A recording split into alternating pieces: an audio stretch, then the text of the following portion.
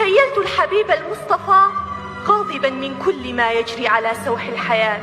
ما تركنا أحدا يرضى بمنهاج الطغاة، ما تركنا مؤمنا يرضى من العيش الفتات. فالعقول الراقيات نورها أضحى ظلاما، فعلها أمسى كلاما، عيدها ظل صياما، جمعها أضحى شتات. العقول الراقيات، العقول المؤمنات أعطت المقود لأولاد الزناد. ألف سحق، ألف سحق للذين استبدلوا منهاجنا بالسفسطات.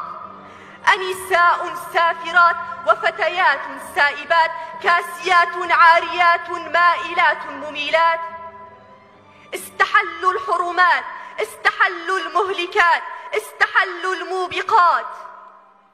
وكر للزنات وملهى للبغاة، وزوايا خافيات فيها تجبى الرشوات. وفي الأخير مجالس لم نسمع فيها سوى القيل والقال. خلق قد أضاعوا الصلوات. أهؤلاء أمتي؟ أمة قد تردت في ظلام الجاهلية. إن قوما عندهم هذه الصفات يوشك الله بأن يأخذهم أخذ عاد وثمود والطغاة، وإن ربك لبالمرصاد.